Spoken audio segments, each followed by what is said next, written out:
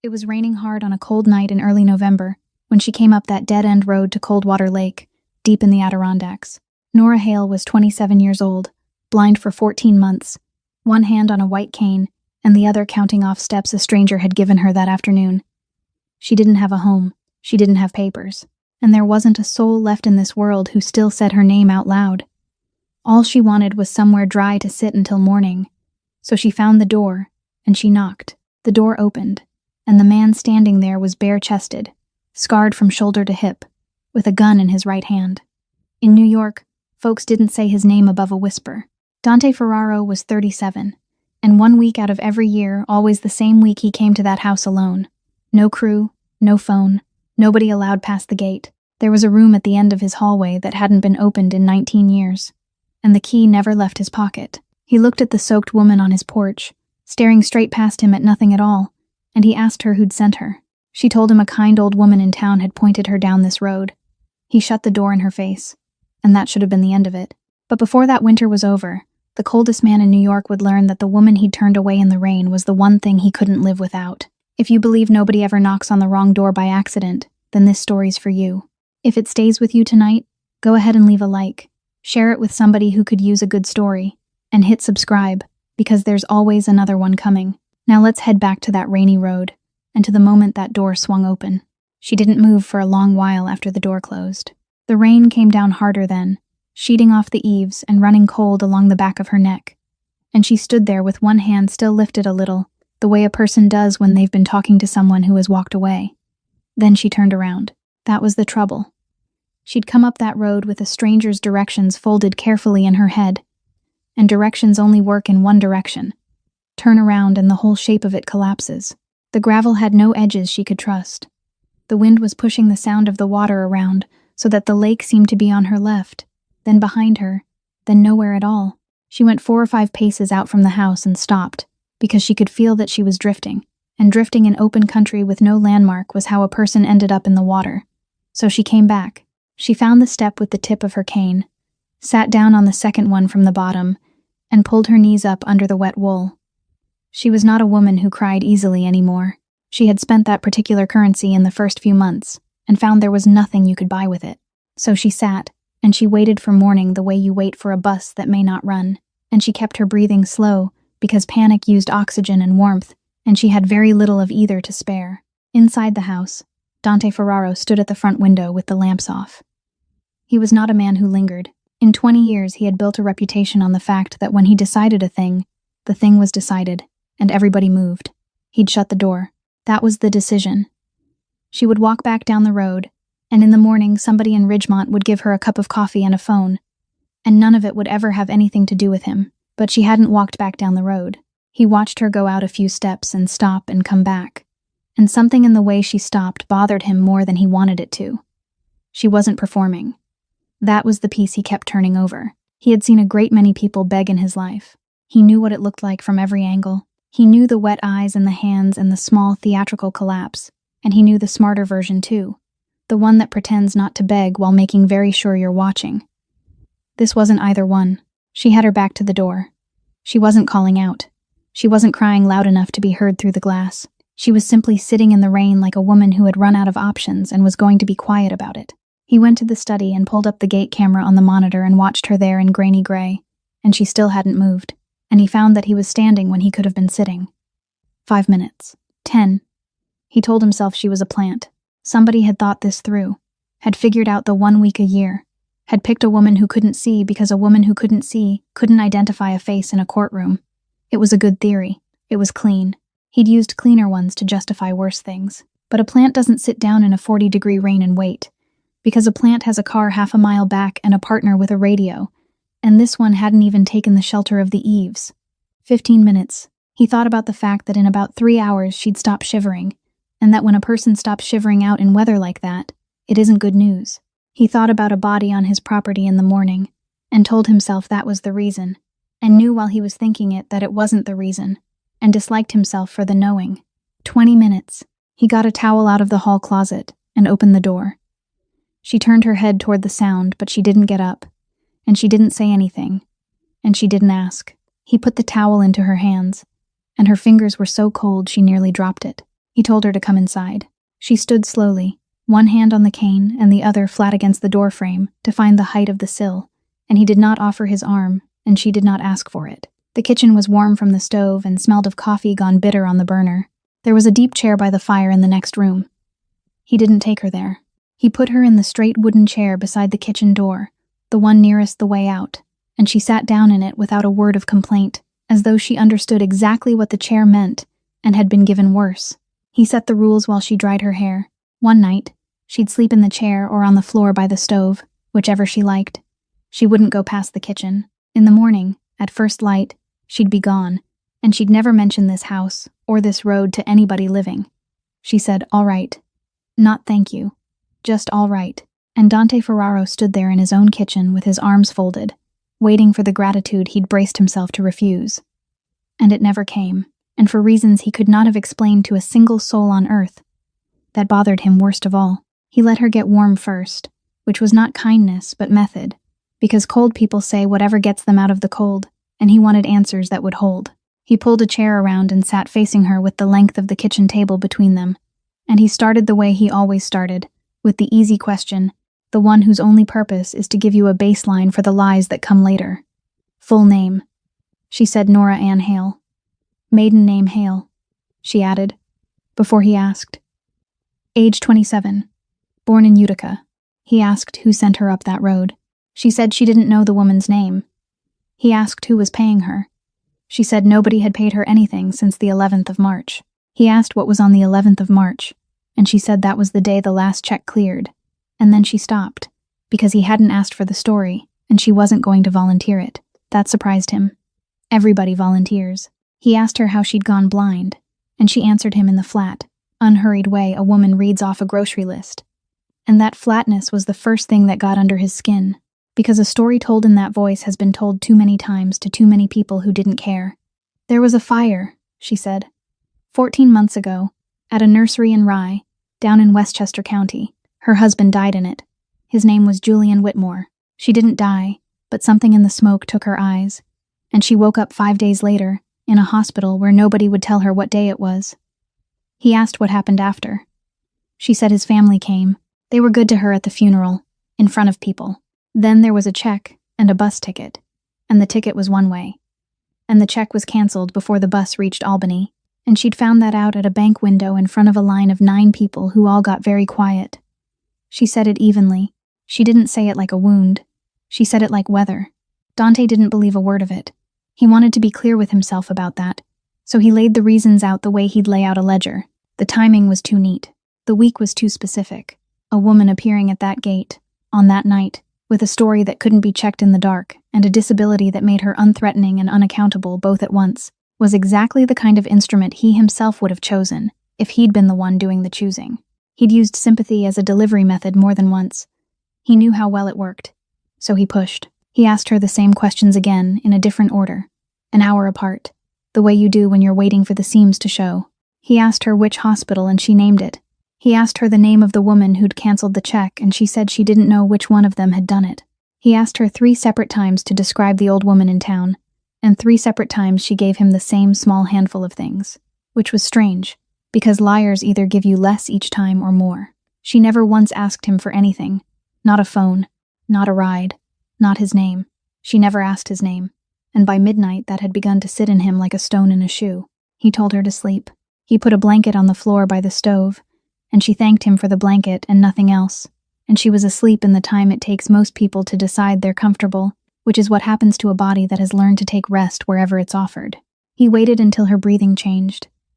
Then he took her backpack off the hook by the door and carried it into the study and turned it out under the lamp. He was looking for a wire, a second phone, a burner taped into a lining, a card with a number on it, anything with a battery in it.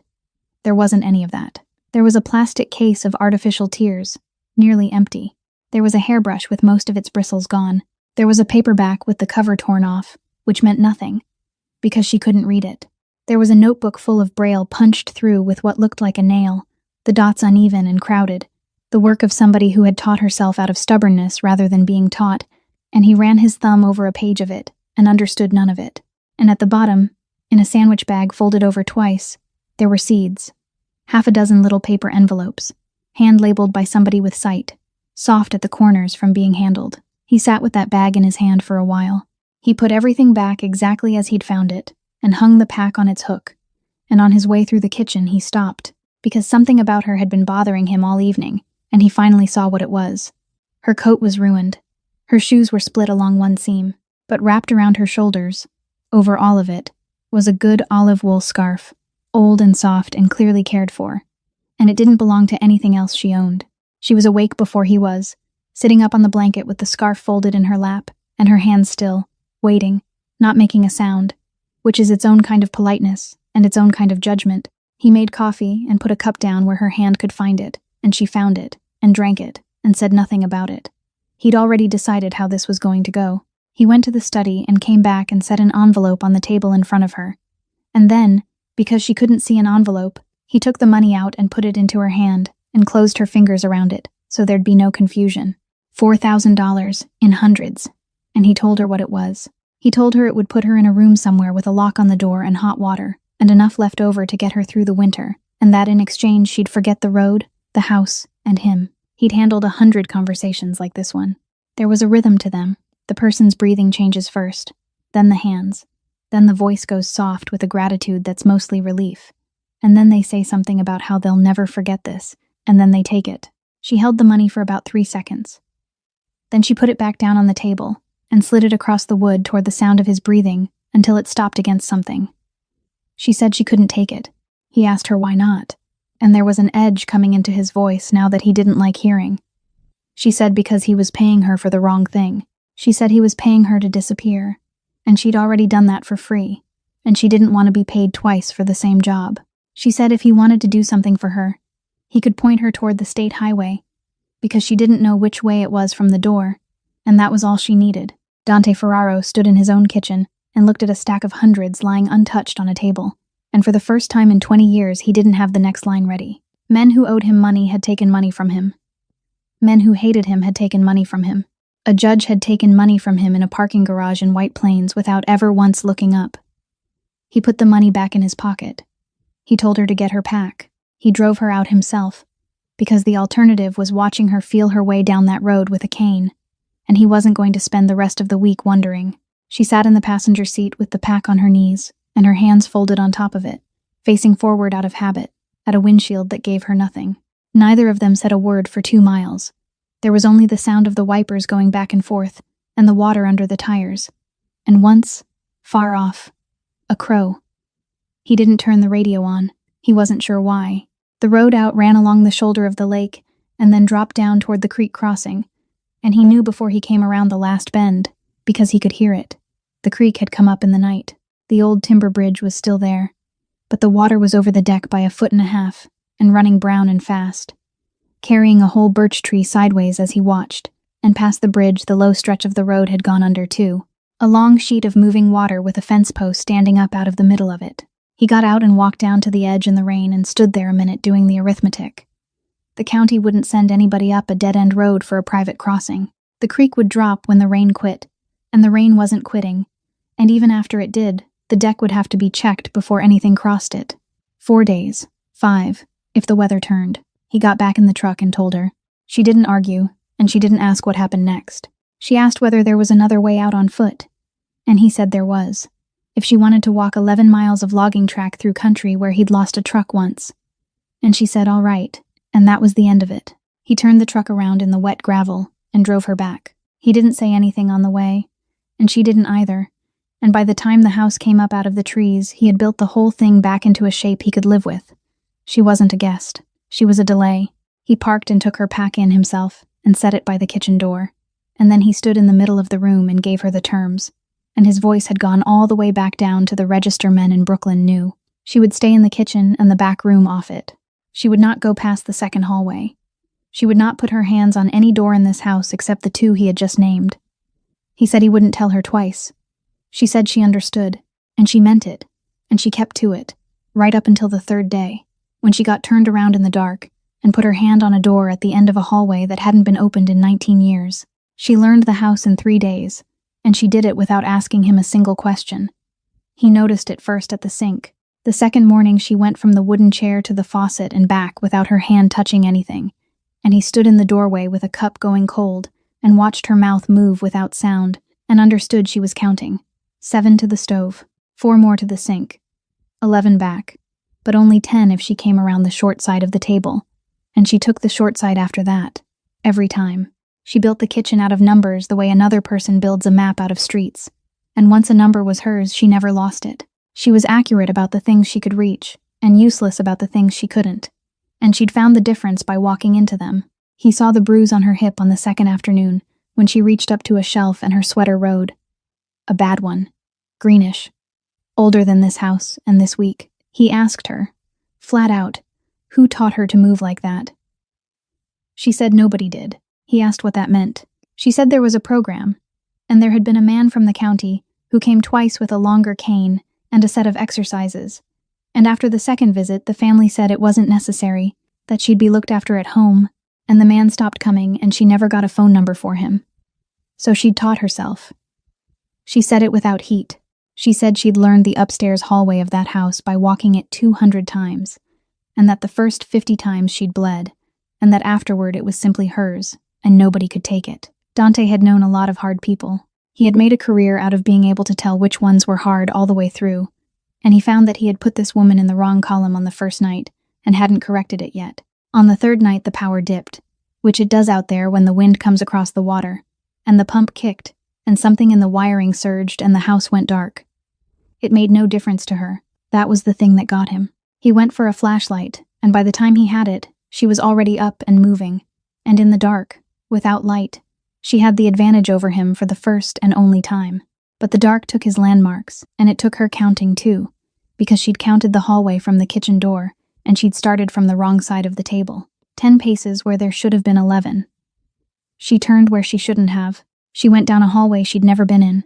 One hand out, fingertips reading the wall, past one door, past another, all the way to the end where the wall stopped and there was a knob under her hand, cold brass, and she closed her fingers on it. He came around the corner, and the beam found her there, and something went off in his chest that he had no name for.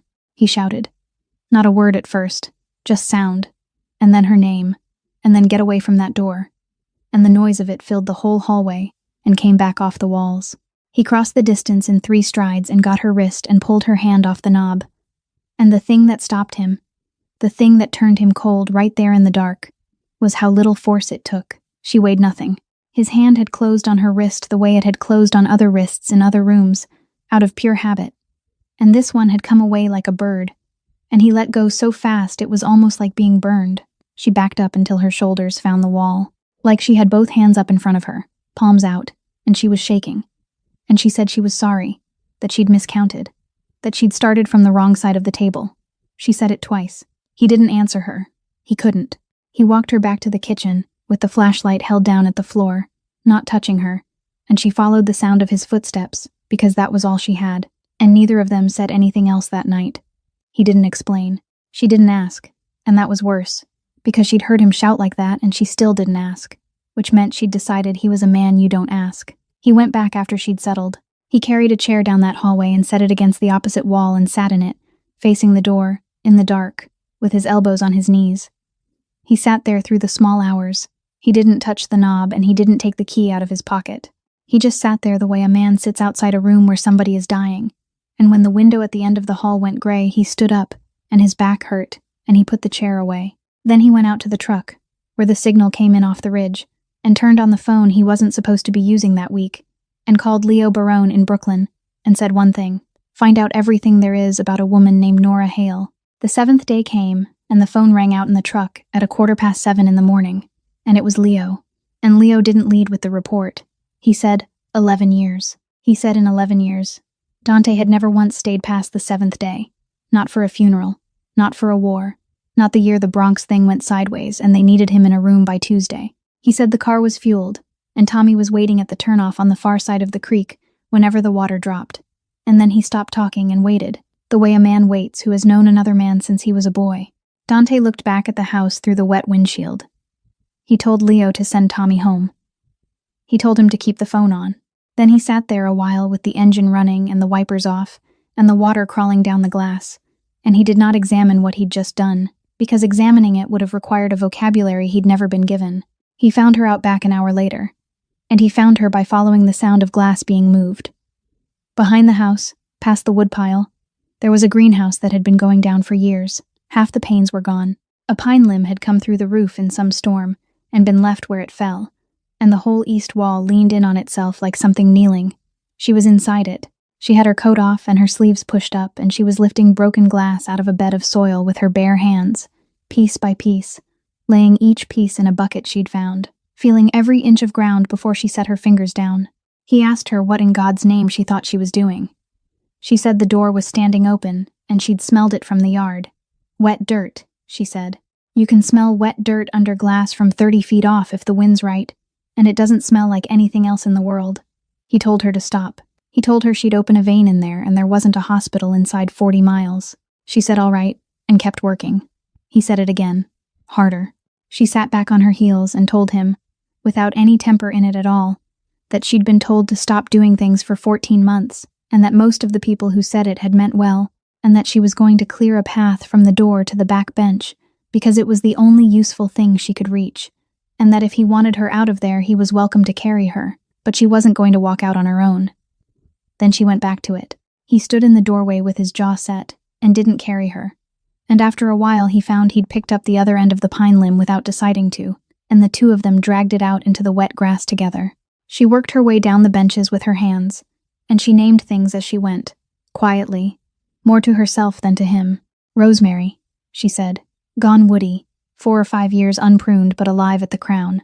Lemon verbena, dead. Scented geranium, and she rubbed a leaf between her fingers and held them up and said it was the rose kind, not the lemon. Then she went still with her palm flat on the bench and said that whoever built this greenhouse had loved it, because you didn't put in a raised bench at that height unless you meant to stand at it every day of your life, and you didn't run a water line all the way out here for a hobby. She asked whose it had been.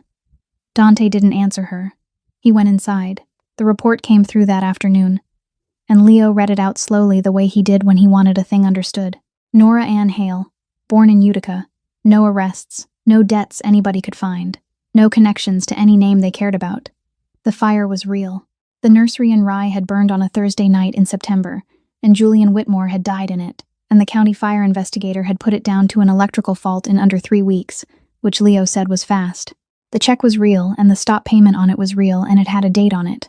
All of it checked. Then Leo said there was one thing that didn't. Her medical records were thin. Not missing, he said. And that was the trouble. Thin. 5 days in a hospital in Westchester, and almost nothing in the file from the second day on. No consult notes, no discharge summary worth the paper. Like somebody had gone through it with a broom, and the billing had been handled by a corporate account rather than by insurance. And the account belonged to a company out of White Plains called Whitmore Development. Dante stood at the window and watched her out there in the ruined greenhouse, on her knees in the dirt, working by touch. And he asked Leo to say that last name one more time. Rocco Vitali called that night, and Rocco never called that week, and the first thing out of his mouth was a question dressed up as a courtesy. He'd heard there was somebody up at the lake with him. He said it lightly. He said he only asked because if Dante had company, the boys ought to know not to come up unannounced. And wasn't it good to hear he wasn't sitting up there alone for once? Dante said there was nobody, and hung up, and stood in the dark kitchen with the phone in his hand, and every warm thing that had started to grow in him over the past 3 days went out like a match in wind, because there were 4 people alive who knew where that house was. 3 of them had no reason to speak, and the 4th was asleep by the stove, 20 feet away, a woman who had appeared on the one night of the year he was guaranteed to be alone and unarmed in every way that mattered. He built it out in his head the way he'd have built it if he were the one running her. You don't send a man. A man gets searched, gets recognized, gets found in a ditch. You send someone nobody frisks. You send someone who can sit in a kitchen for a week and be pitied. You send someone who can't identify a face in a courtroom, which makes her worthless to the government and safe for you. It was better tradecraft than anything he'd used in years, and the elegance of it was what made him certain. So he set the trap. He did it on the 4th morning, with the kitchen door open, and her not 8 feet away at the sink. And he made the call to Leo, standing where the sound would carry, and he said out loud that the container coming in through the terminal at Port Newark was moving Thursday night instead of Sunday, and that everything on the manifest was to sit until he said otherwise. Leo, who had worked with him since he was 19, understood inside of 2 seconds, and played it back flawlessly, and asked one clarifying question for texture. And Dante hung up and looked at her. She was rinsing a cup. She hadn't turned her head. She hadn't paused. And then he went cold, and he stayed cold for 4 days. She felt it that same morning. That was the thing about a house with 2 people in it. She'd learned the sound of him the way she'd learned the count from the table to the sink, and now the sound had changed. He didn't say good morning anymore. He didn't put the cup down within reach of her hand. He set it down 2 feet off and let her find it. When she came in from outside, he stopped talking, and the silence had a shape to it, a held quality, like a man with his hand over a phone. On the second day, he moved his chair so that he was between her and the door. She noticed that. She noticed everything now, because she had to. She lay awake on the floor by the stove that night, and went back through every hour since the rain, looking for the thing she'd done. And she couldn't find it, and the not knowing was worse than any accusation would have been. She thought about asking. She got as far as opening her mouth twice, but she'd spent 14 months in a house where asking a question was treated as an accusation of its own, where every request had been logged and weighed and used, and she had learned a hard and useful lesson, which was that you can't defend yourself against a charge nobody has made. So she didn't ask. She went out to the greenhouse every morning at first light, because it was the only thing in that valley that was hers, and she worked the benches by touch, and cleared 6 more feet of glass out of the north bed, and found the water line under a foot of leaf mold, and traced it with her fingers, all the way to a spigot that turned. She was careful not to be in his way. She was careful to be exactly where she'd said she'd be. On the 3rd night, she heard him come to the kitchen door and stand there, and she kept her breathing even and let him look, and after a while he went away again. On the 4th night it rained hard, and she thought about the road, and about 11 miles of logging track, and whether a person could walk it with a cane, and she got as far as putting her hand on her pack before she made herself lie back down. On the 5th day the phone rang out in the truck. Leo said it fast and flat. The federal people had moved on a lot at the Port Newark terminal at 4 a.m, Thursday, exactly as advertised. But it wasn't the only place the story had gone. 2 of their own crews had been told to sit tight on Thursday. A shift change had been rearranged, and a man who had no business knowing anything had made a phone call from a bar on 3rd Avenue Wednesday night. The word hadn't come out of the Adirondacks. It had come out of Brooklyn. Dante Ferraro stood in the rain beside his truck, with the phone against his ear, and looked back at the house, where a blind woman he'd been treating like an enemy for 4 days was out in a broken greenhouse at first light, on her knees, clearing glass with her bare hands, asking him for nothing. And he understood 2 things at once, and only one of them was that she was clean. He never said he was sorry. He wasn't built for it, and anyway, an apology would have required him to explain what he'd suspected her of, and he'd have rather taken a beating than say that out loud in his own kitchen. So he did the only thing he knew how to do, which was to pick up the phone and start moving money and names until a door opened somewhere. It took him 2 days. On the 3rd morning, he came into the kitchen and told her the creek was down, and the county had looked at the deck, and they were driving to Albany. She asked what was in Albany. He said an appointment, and she said she couldn't pay for an appointment, and he said nobody had asked her to. They drove the 2.5 hours mostly in silence, and she sat the way she always sat, hands folded, facing forward at nothing. The Danforth Eye Institute was a low brick building near the medical campus, and the woman who came out to get them was Dr. Miriam Kessler, 51 years old, gray, coming in at the temples, no makeup, no jewelry except a watch she checked twice while she was still shaking hands. She took Nora back alone. She kept her for the better part of 3 hours. When they came out, Kessler had a folder under her arm, and she sat the 2 of them down and talked directly to Nora, and not to the man who was paying, which Dante noticed. She said the injury was chemical, not thermal. She said whatever had been stored at that nursery, when the fire got into it, had thrown an alkali, most likely a strong lye, and lye doesn't stop at the surface the way an acid does. It keeps going. It had burned the clear window at the front of both eyes, and it had burned the ring of tissue at the outside edge of it, and that ring was where the body kept the cells that repair the window. Without those cells, the surface never healed clean. It scarred, and it kept scarring, which was why 14 months of drops had done nothing but keep her comfortable. Then she said the part that changed the temperature in the room. She said the back of the eye was intact. Both retinas were healthy. Both optic nerves looked normal on imaging. The camera was fine. It was the lens cap that had been destroyed. Nora didn't move. She asked, very carefully, what that meant. Kessler said it meant there was something to try. She laid it out in 2 stages, and she didn't dress it up. First, they'd have to rebuild the surface, and that meant a limbal stem cell graft, tissue from a donor, and immunosuppressive drugs afterward, for as long as it took, and there was a real chance the body would reject it, and they'd be back where they started. If it held, they'd wait. 4 months, maybe 6, until the surface was quiet and stable. Then, and only then, a corneal transplant. She said the odds were reasonable. She said that in her hands, with a bed this well prepared, she'd expect a decent result more often than not. And she would not put a number on it any more precise than that, because anyone who gave her a number was selling her something. Nora asked if it would be both eyes.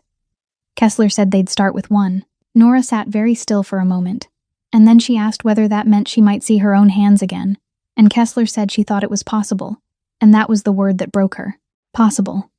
She had not heard it in 14 months.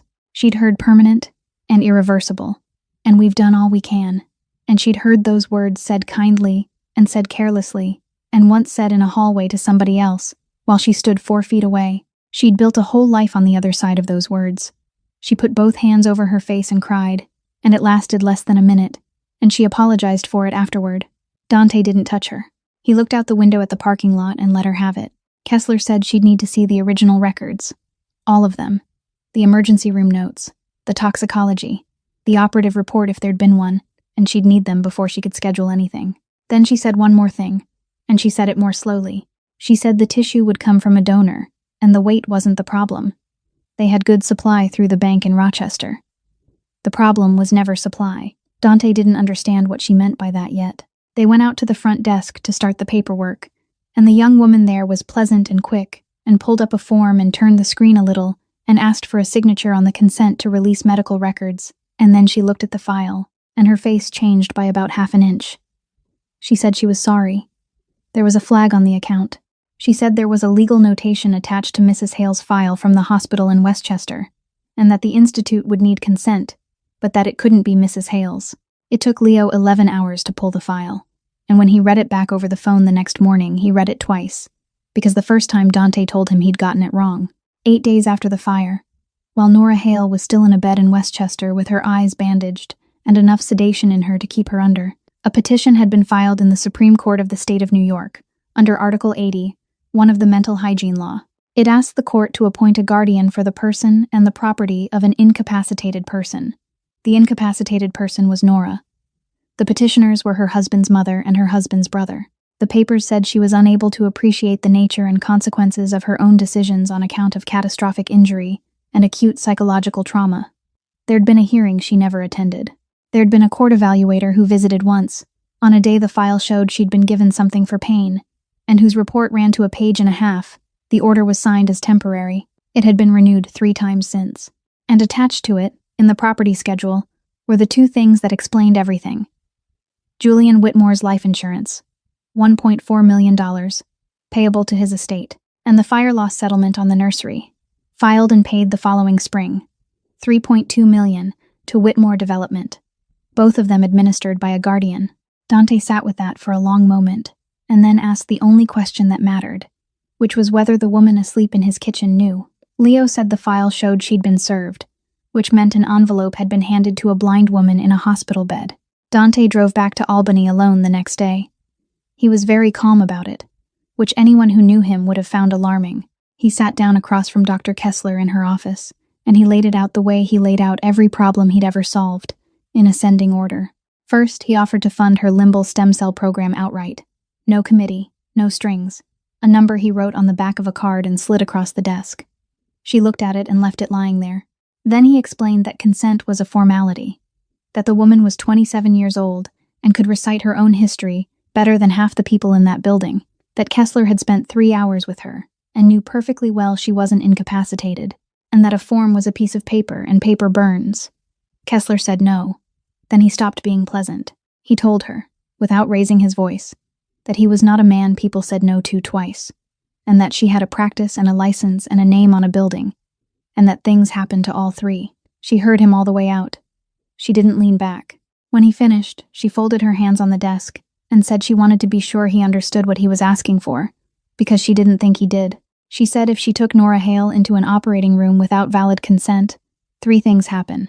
She loses her license, which means the next 400 people who need this surgery don't get it from her. The Institute loses its tissue agreement with the bank in Rochester, because a bank doesn't ship to a place that's cutting corners, and every one of those donor corneas came out of a family's worst day and was given away for free. And Nora, she said.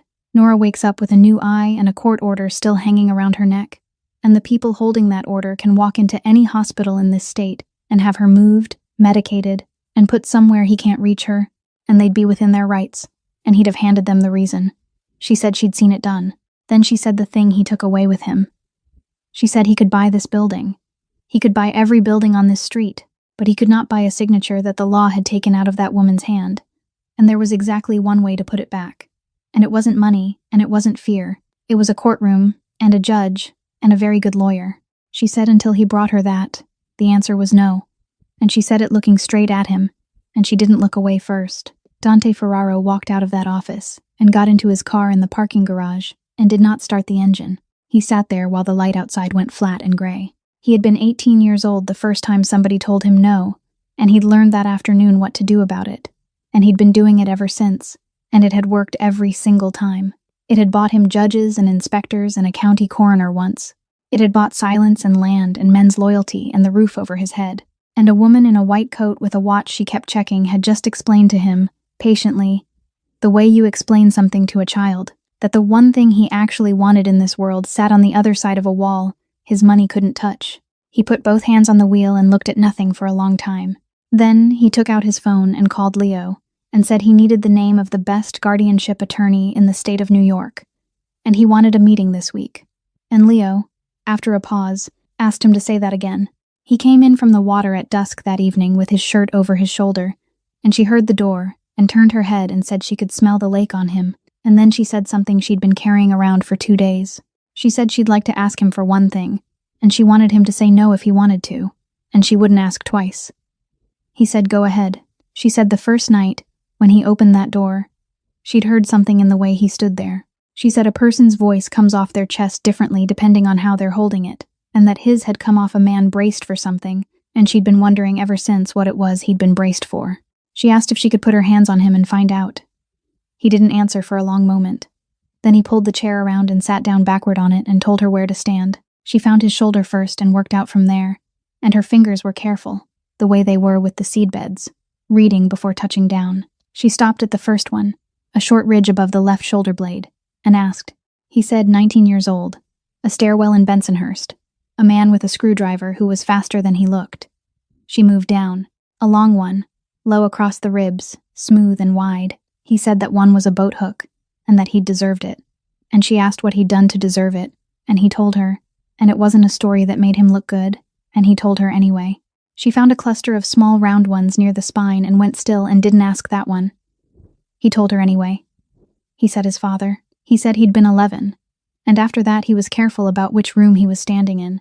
And Dante Ferraro, who had sat across from federal prosecutors and said nothing at all for 6 hours, heard himself talking in a quiet kitchen to a woman who couldn't see his face, and understood that he had never in his life done this before. Not with a wife, not with a priest, not with Leo, and that he was doing it now because she wasn't watching him do it. She finished at his collarbone, a small hard knot of tissue just under the throat, and she said that one felt older than the others, and he said it was the first. And she took her hands away and said thank you. Then she sat down and said it was her turn, and she'd tell him the part she hadn't told him. She said it was a Thursday in September. The nursery ran 2 acres of glass and a head house, and she'd stayed late to do the inventory because the winter order was going out Monday, and nobody else was going to do it. She said she was in the back of the propagation house at about 9:30 when she smelled it. Solvent. Not fertilizer, not fuel oil, not anything that had a right to be there. She said, in a place like that you know the smell of every building by heart, the way you know the smell of your own kitchen. And that head house smelled of peat and wet burlap and rooting hormone, and that night it smelled like a paint shop. She said she stood there with the clipboard in her hand and thought about it for maybe a minute and a half. And she'd had a minute and a half to walk out the door, and she didn't. She went looking for where it was coming from. Then she heard Julian outside in the yard. He was on the phone, and he was arguing, and his voice was up in a register she'd only heard from him twice in 6 years. She said she caught pieces. She heard him say it wasn't supposed to be tonight. She heard him say she's still in there, and she heard him say a name, and she stopped, and her hands opened and closed once in her lap. She said she couldn't get it. She said she'd gone after that name for 14 months, lying in a hospital bed, and then in a room at his mother's house, and then in shelters, chasing it around in the dark, and it sat just under the surface where she couldn't reach it, and every time she got close, it slid off. She said the sound was there. The shape of it was there. And then the propagation house went up, and after that there was noise and heat and the glass coming down, and someone had her by the arm, and then nothing for 5 days. Julian died in the yard, 20 feet from the door he'd come out of. She lived. She said the county investigator came to the hospital once, and by then the family had already given him the electrical fault, and he wrote it down and closed it in under 3 weeks. She said nobody ever asked her a single question about the smell. And then she said the thing that put a stone in Dante's chest and left it there. She said the only person in this world who knows what was in that building that night is the one person in this world who couldn't see it. It came up 2 nights later over nothing at all. He was washing a glass at the sink and he asked her, half turned away, how she'd found this road in the first place. And she said she'd already told him, a woman in town, and he said, tell me about the woman. So she did, and she told it slowly, because she'd been over it many times herself. She said it was the diner on the main street in Ridgemont, the one by the pharmacy, and she'd been sitting at the counter for an hour with a cup of water she hadn't paid for. A woman came and sat down beside her. Older, she said, 60-something, from the voice. She didn't ask questions the way people ask them. She just talked, about the weather and about how the diner had changed hands twice. And then she ordered soup and set it down in front of Nora and said, eat that, and Nora ate it. Nora said the woman smelled like lemon and lavender. Both together, the way a person smells when they wash things by hand and keep sachets in a drawer. She said the woman's hands were rough at the knuckles. She said at one point she'd reached over and taken Nora's hand and put it against her own, so Nora could feel the ring she wore, an old gold band, worn thin, with a dent in one side.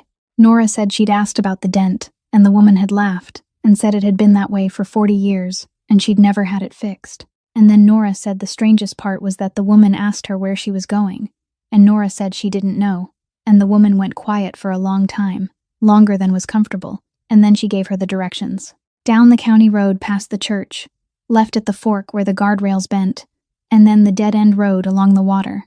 40 steps from the gravel to the porch. She said the woman made her repeat it back 3 times. She said the woman took off her own scarf and put it around Nora's shoulders and told her that if the man opened the door, she shouldn't be afraid of him, and if he didn't open it, she should sit down and wait, because he would. And then Nora said the woman hummed something while she was tucking the scarf in. An old song, she said. Italian, she thought. She said it had stayed with her the whole way up that road. Dante asked her to hum it. She said she'd get it wrong. He said hum it anyway. So she did. It was a lullaby, slow, in 3, an old cradle song out of the South, and she got the first line and the second line, and then in the third line she went up where the tune goes down, one wrong note, and came back to the melody after it. The glass went out of his hand and broke on the floor. Nora startled and asked what happened, and he didn't answer her. She asked again. He told her to sing it once more, and there was something in his voice she hadn't heard before, not anger, something with no floor under it. And she did it again, and she made the same mistake in the same place, because she'd learned it from somebody who made it there. He crossed the kitchen. He asked her where the scarf was. She said it was on the back of the chair. He picked it up and turned it over in the lamplight, and found what he was looking for on the inside corner. A mend in the wool, done by hand, done badly, the stitches too big and pulled tight so the fabric puckered. He stood there holding an old olive scarf in a kitchen at the end of a dead-end road, and his hands were not steady, and there was no expression on his face at all. Nora asked him what was wrong. She asked him 3 times. He said nothing. He put the scarf down and walked out the back door into the cold, and she heard his boots on the gravel, and then she didn't hear anything for a long while. He didn't come back in until after 2. He didn't sleep. She lay awake and listened to him not sleeping. To the chair moving. To the sound of a man walking the length of a room and turning and walking it again. And she didn't ask him anything else, because she had learned that about him too. He was gone at first light. He drove into Ridgemont, and he started at the diner, and he worked that town for 11 hours the way he'd work a name in Brooklyn, and he did it politely, which cost him something.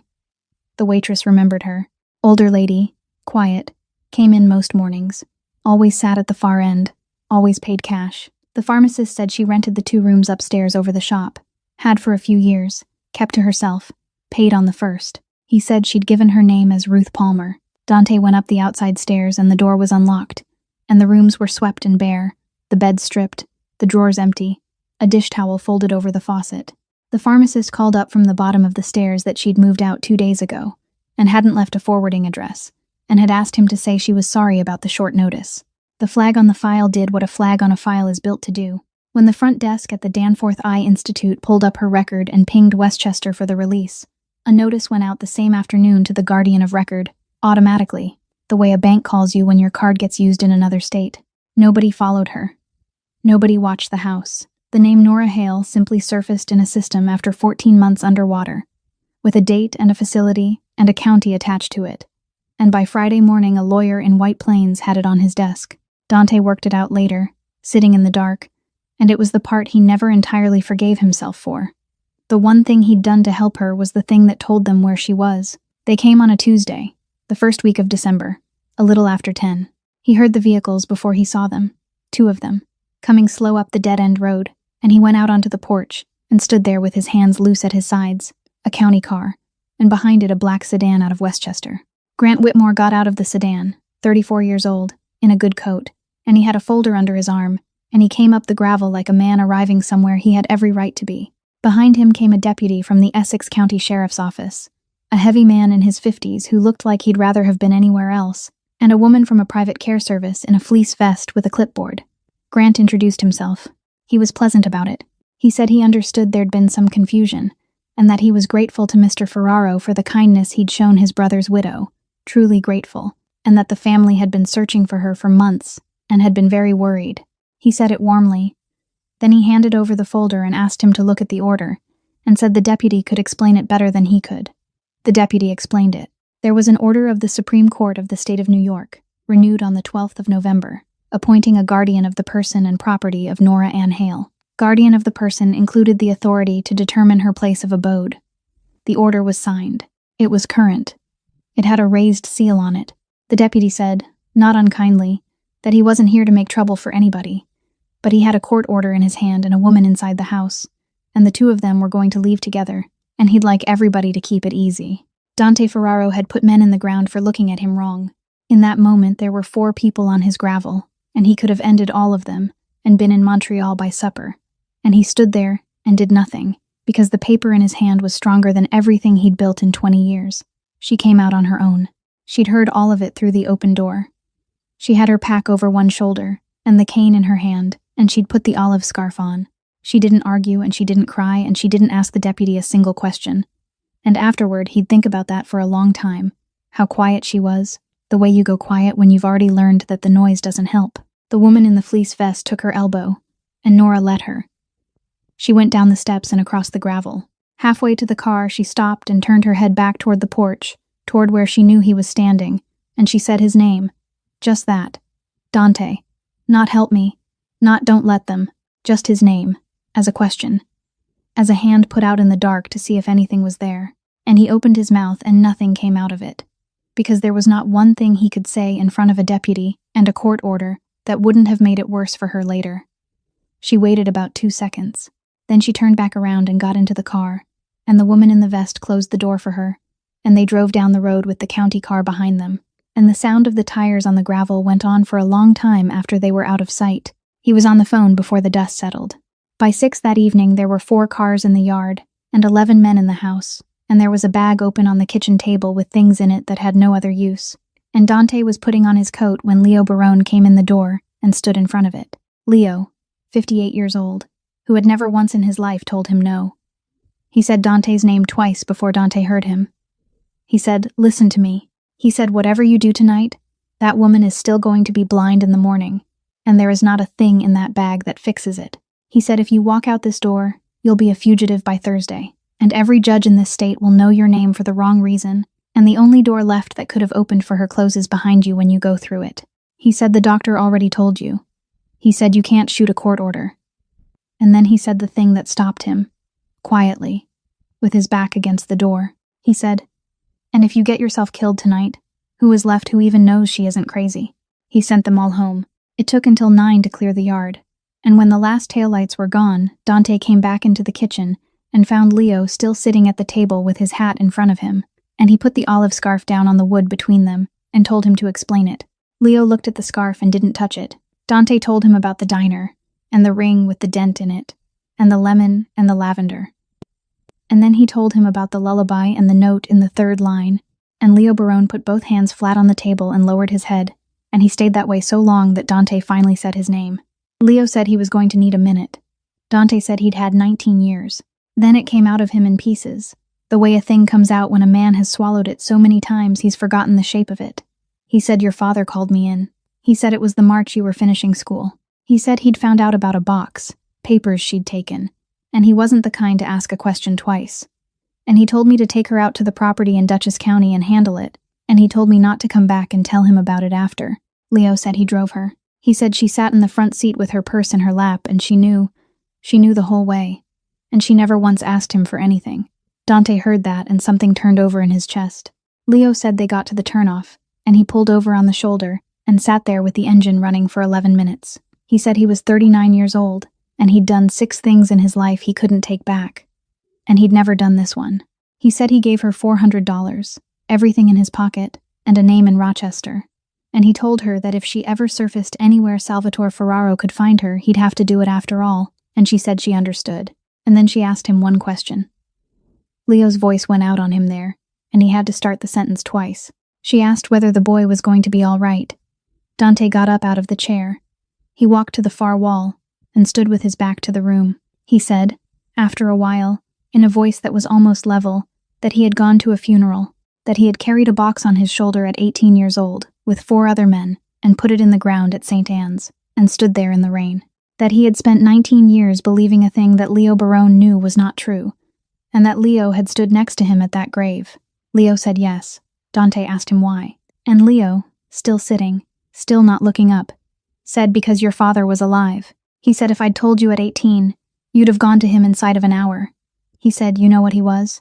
He said he'd have killed her, and then he'd have killed you, and he'd have done it in that order so you knew, and then he'd have found himself another son. Leo said he waited. He said he waited for Salvatore to die, and Salvatore died 11 years ago, and then he waited some more, and by then Dante was sitting in Salvatore's chair, and Leo had begun to be afraid of a different thing. He said, I didn't know what you'd do to me, and Dante said, neither do I.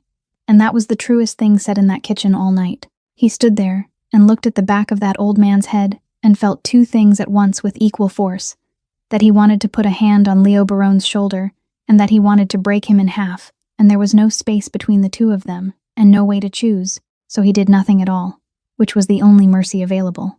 He asked one question. He asked if Leo had known where she was, and Leo said no. He said not once in 19 years, and I never looked, because looking is how they find people. Dante told him to get out. Leo took his hat and went, and the door shut, and the house was empty in a way it had not been empty even before she came. He didn't turn the lights on. He sat down at the kitchen table with the scarf in front of him and put his fingers on the bad mend at the corner, the stitches too big, pulled tight so the wool puckered, and he sat there while the wind came up off the water and the clock in the hall went around. He thought about a woman he'd never gotten to be angry at. He thought about 11 minutes on the shoulder of a road in Dutchess County. He thought about 40 steps from the gravel to the porch, and about who counts a thing like that, and how they'd know. And a little after midnight, there was a knock at the front door. 3 knocks, unhurried, the way somebody knocks who has been standing out there a while working up to it. He crossed the hall and opened it. She was thin, and her hair had gone white, and she smelled like lemon and lavender. Neither of them said anything for a while. He stepped back from the door and she came in, and she was smaller than he remembered, and she moved carefully, and she carried a cardboard file box against her hip with both arms around it. He took it from her because it was heavy, and she let him. And that was the first time they touched in 19 years, and it was over in a second, and neither of them made anything of it. She sat down at the kitchen table. He put coffee in front of her, and she wrapped her hands around it and didn't drink it. Then she told him. She said she'd taken a box out of the office in the house on Bay Ridge Parkway because she'd been trying for 2 years to find one thing in it she could use to get the 2 of them out, and she'd taken the whole box because she didn't know what she was looking at. She said his father found out inside of a week. She said he didn't shout. He sat her down in the kitchen the way she was sitting now and gave her a choice. And it was a real choice, which was the terrible part. She could be gone, completely, permanently, no letters, no telephone, never again. Or they could both go, her and the boy, and he'd see to it personally, and he described how, and she said she believed every word of it because she'd been married to him for 21 years. She said she took the first one. She said she has never once, in 19 years, been sure it was the right choice, only that it was the only one where he lived. Dante asked her about the funeral. She said Salvatore arranged it himself. A car went off the road on the Taconic and burned, with a woman in it, and no dental match on file that anybody bothered to pull, and a closed casket, and 11 cars in the procession. She said she'd read about her own funeral in a newspaper in a bus station in Rochester. He said he'd carried it. He said the 5 of them carried it out of St. Anne's, and he was 18, and he remembered the weight of it on his shoulder, and thinking that it wasn't heavy enough. And she put her hand over her mouth and made one sound. One. And took her hand away and got hold of herself, because she had promised herself in the car she wasn't going to do that to him. He asked why she hadn't come back after Salvatore died. She said she'd been in the church parking lot the day they buried him. She said she'd stood behind the fence at the edge of the lot and watched him accept condolences at 36 years old in his father's coat, and she'd watched the way men came up to him one at a time and stood a little too straight, and she'd got back in her car and driven home. She said, I could see him in you, standing there. She said, and I was a coward about it, because if I came to your door and found out that what I ran to save had turned into what I ran from, then everything I'd done was for nothing, and I'd rather have not known. So she stayed 40 minutes away. She said she'd come up to the far side of the lake 1 week every year, the same week, and sat in the car and watched the smoke come out of his chimney and gone home again. Then he asked her why now. She said the doctor in Glens Falls had told her in September. Pancreas. She said they'd offered her some things and she'd said no to most of them, and that the number they gave her was months, and not many. She said she'd come north to be near enough to see the smoke one last time and hadn't planned on anything else. And then she said there was a woman sitting at the counter of the diner with nowhere to be. Dante said, You sent her to me. She said yes. He asked her why. And Serafina Ferraro looked at her son across the kitchen table and said she needed to know whether he was still hers. She said, I couldn't knock on that door myself. I'd have been asking you to be kind to me, and any man will manage that for his own mother. She said, so I sent you somebody who had nothing, who could give you nothing, who couldn't even see your face to be afraid of it. She said, you could have shut the door. Then she said the sentence he would carry the rest of his life. You did shut it, and then you opened it again. That was all I needed. He put his head down on the table in front of him, and his shoulders went, once, and she reached over and put her hand flat on the back of his neck the way she used to, and neither of them said anything about it, then or ever. When he could talk again, he asked her about the box. She pushed it across the table. She said she'd carried it 19 years and never understood most of it, but that she'd read enough to know it was the only reason she was alive. He took the lid off.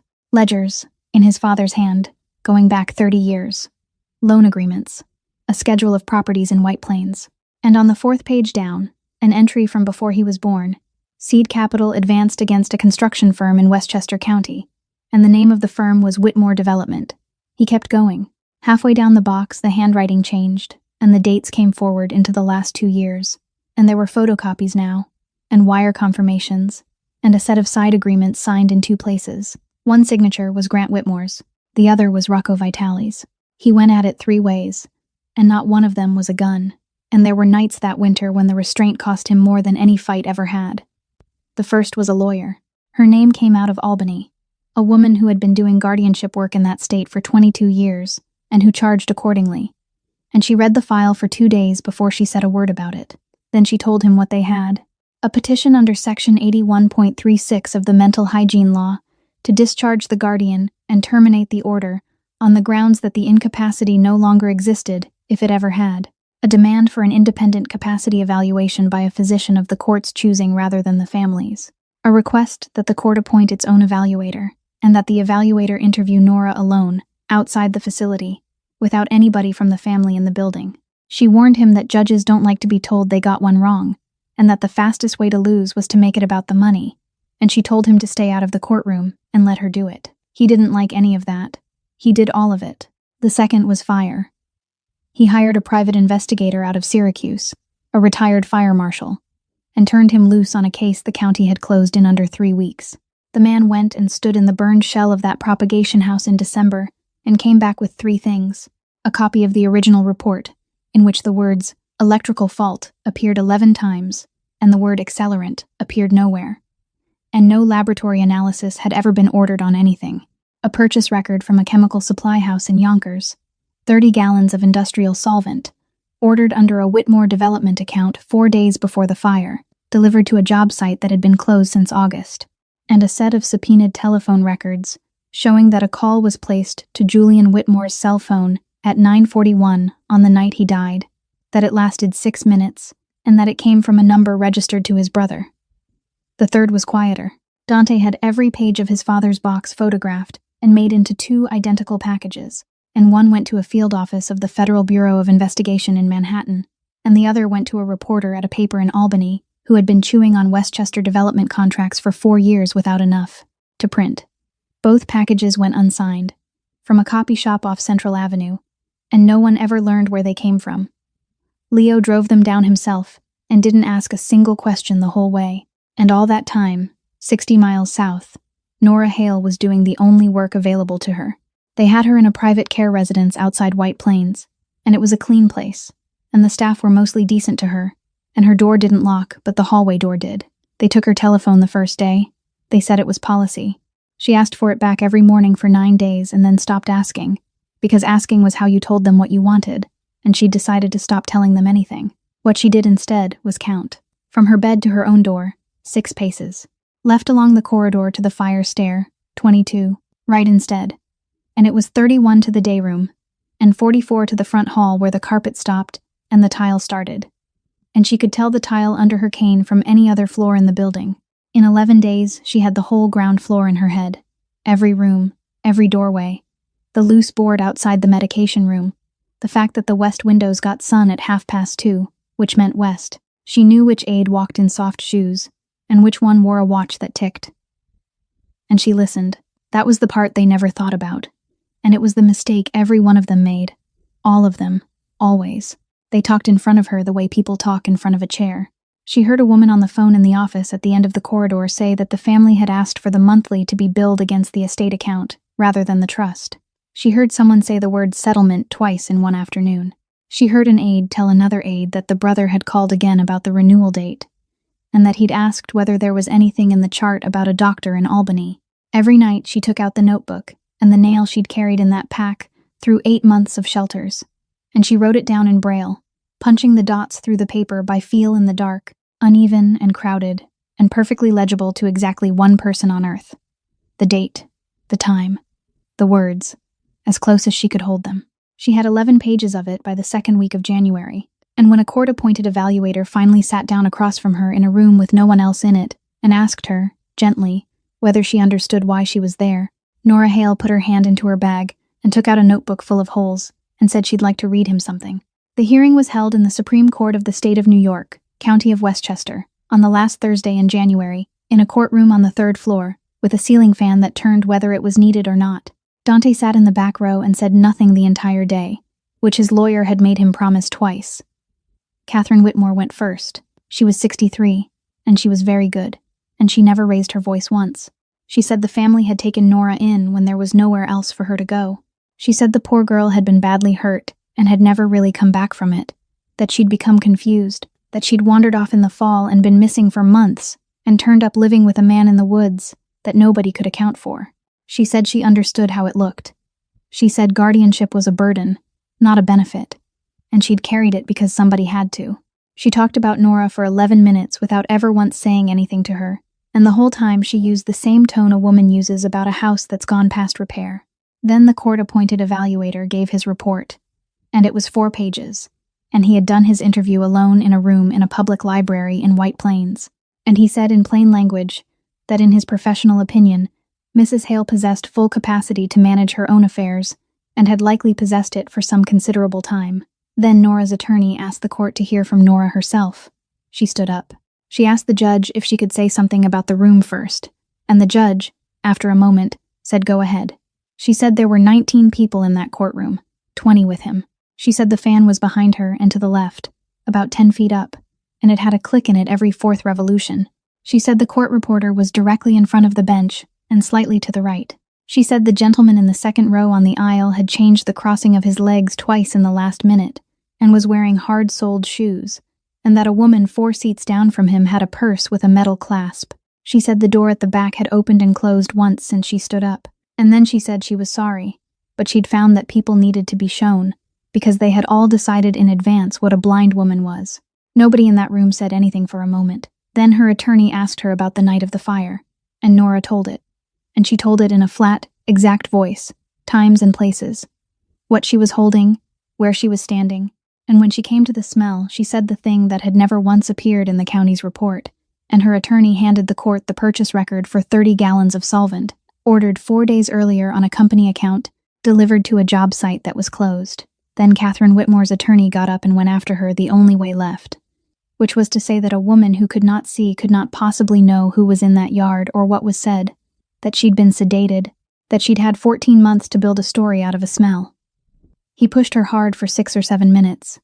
He asked her to admit she couldn't identify a single voice from that night with certainty.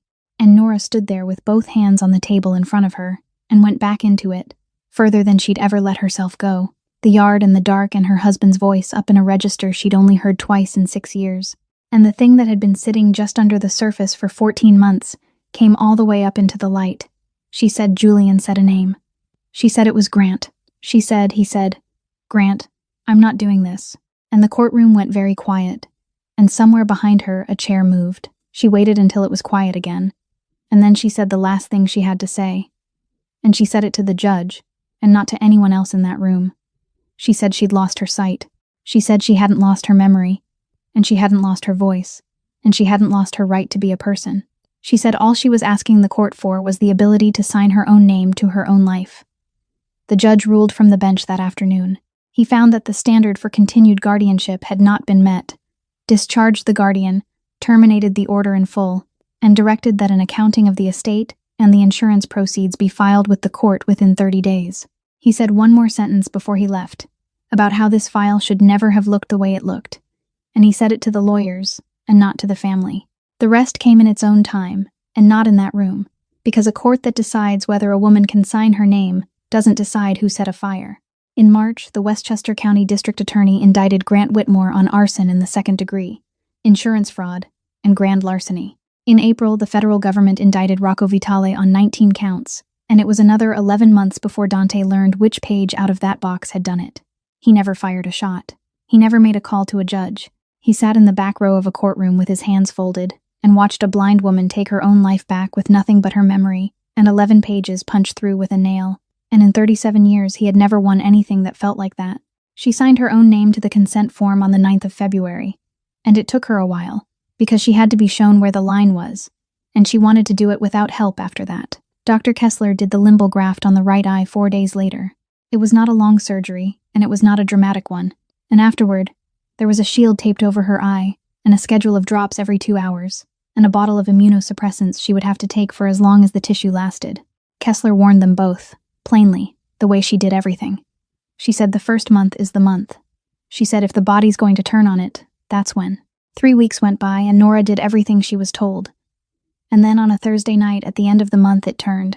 It started as heat behind the eye, and by 10 o'clock she had a fever of 103, and by midnight she wasn't entirely in the room anymore. And this was the thing nobody had thought to prepare her for. She had lived 14 months in the dark and made her peace with it. And she had built a whole architecture of counted steps and remembered smells to stand on top of, and a high fever takes that away. She couldn't count. She couldn't hold the shape of the room.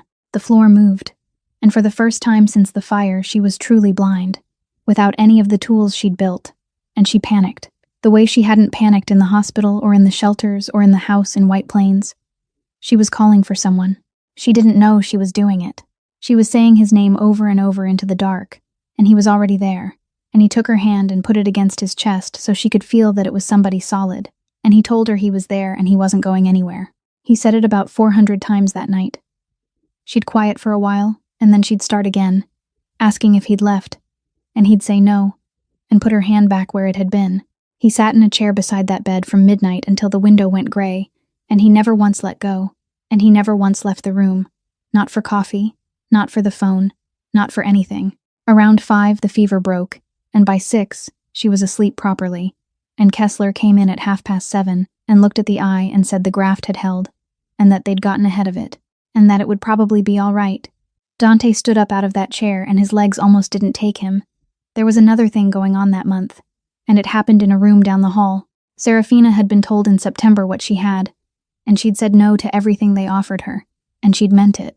She told her son that she'd made her arrangements a long time ago, and she'd rather have 4 clean months than 7 bad ones, and she wouldn't discuss it further.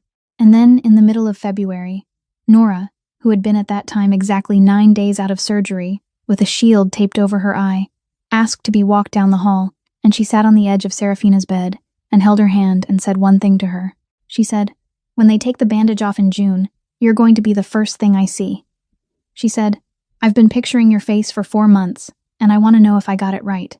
And Serafina Ferraro, who had refused 2 oncologists, a priest, and her own son, sat there for a while, and then said all right.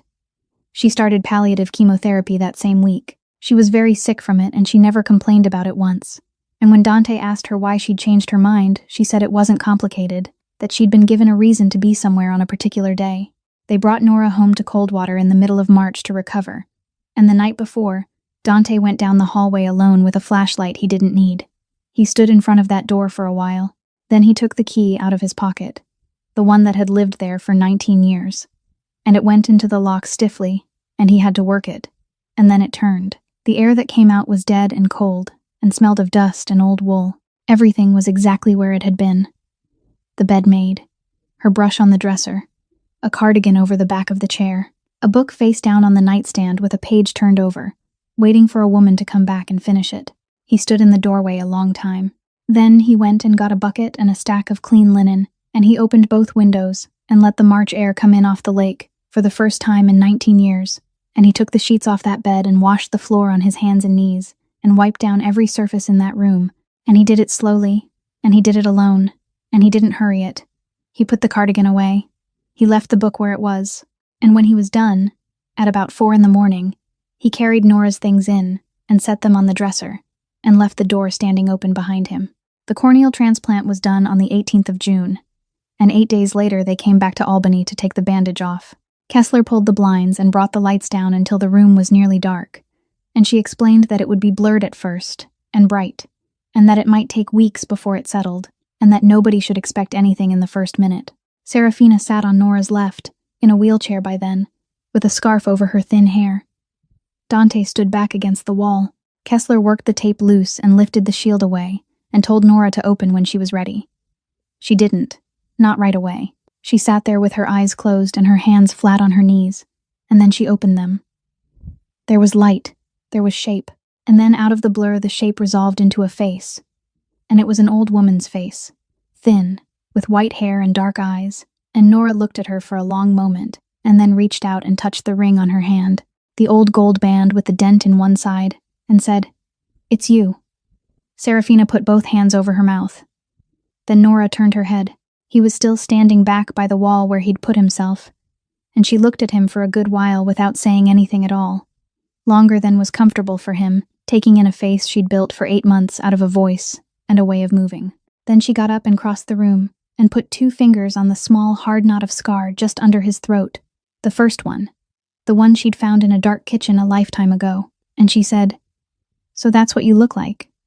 He wrote a letter that summer. The I Bank in Rochester passed it along without names, the way they do, to a family in Erie County who had lost somebody in April and had said yes on the worst day of their lives. He wrote it by hand, and it took him 4 evenings and a great many discarded pages, and it was the first thing he had written by hand since he was 18 years old, the year he carried a casket out of St. Anne's in the rain. Serafina died in August, on a Tuesday morning, in her own room at Coldwater with the windows open and the lake going gray and silver outside them. She'd had her 4 months and then some.